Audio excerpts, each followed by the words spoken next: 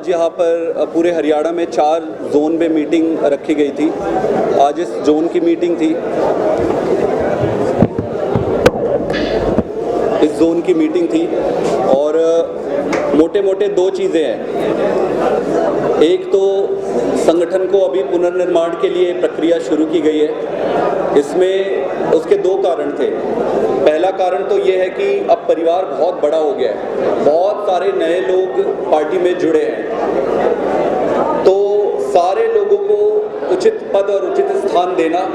इसके अलावा अब चुनाव भी आ रहा है आने वाले कुछ महीनों में, तो चुनाव के हिसाब से पार्टी को तैयार करना, इन दोनों ही चीज़ों को ध्यान में रखकर संगठन के पुनर्निर्माण की प्रक्रिया शुरू की गई है।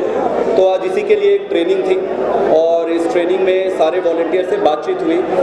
हमारा मोटा मोटा मकसद 2 ही मकसद है, जो मैसेज है।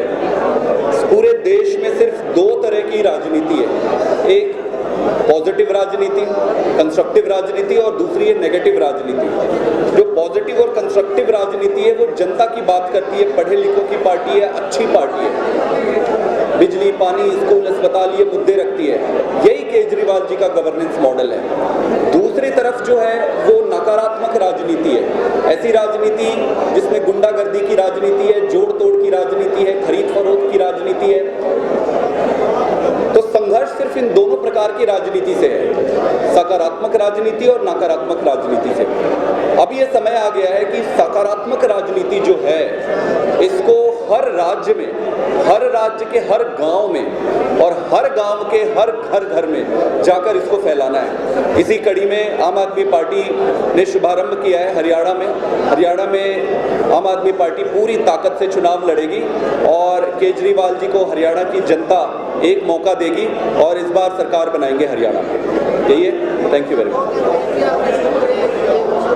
कैंपेन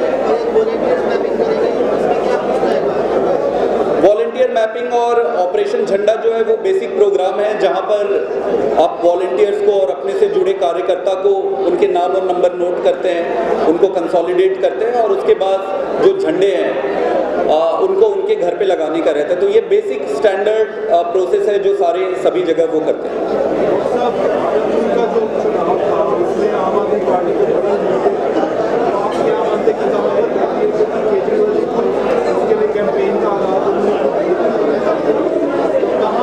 देखो, उपचुनाव मुख्य रूप से आप देखेंगे जो इनकम्बेंट गवर्नमेंट है उसके इन्फ्लुएंस में होता है, अगर मैं मोटा मोटी बात करूं तो। लेकिन निश्चित रूप से जो भी नतीजे हैं उसको इवेलुएट करेंगे।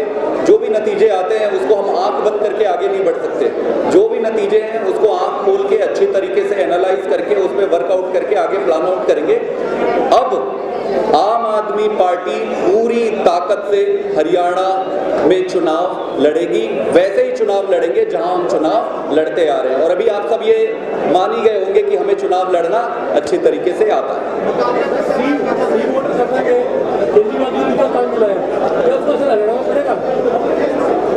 उसका असर हर तरफ पड़ेगा और सवाल जो सी वोटर सर्वे का है वो बड़ा स्वाभाविक सा है। आज देश में अगर देखेंगे कि योग्य और सक्षम नेता की बहुत कमी है। अरविंद केजरीवाल जी निश्चित रूप से पूरे देश में उनको बहुत प्यार करती है जनता और हर तरफ चुनाव में उसका असर पड़ेगा।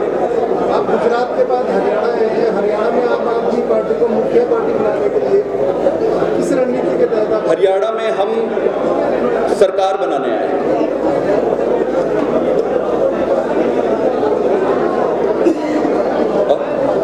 मेनली किस पार्टी को आप सोचते हैं कि आम आदमी पार्टी का या अपना खुद का एजेंडे पे पार्टी करेगा?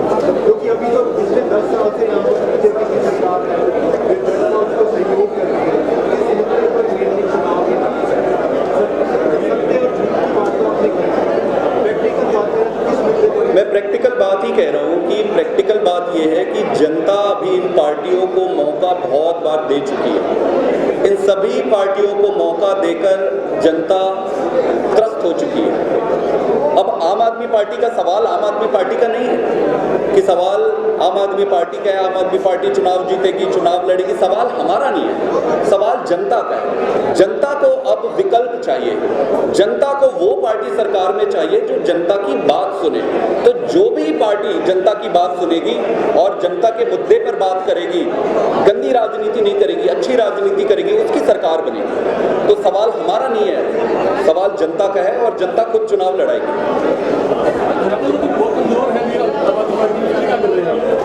मुझे नहीं लगता कि धरातल में कमजोर है। अब जैसे आज आप देखेंगे, इसके बाद धीरे धीरे आपको धरातल में दिखने लगेगा, पर गांव में, गली में, आप कहीं पे भी जाएंगे तो केजरीवाल से जुड़े हुए लोग आपको बहुत सारे मिल जाएंगे। संगठन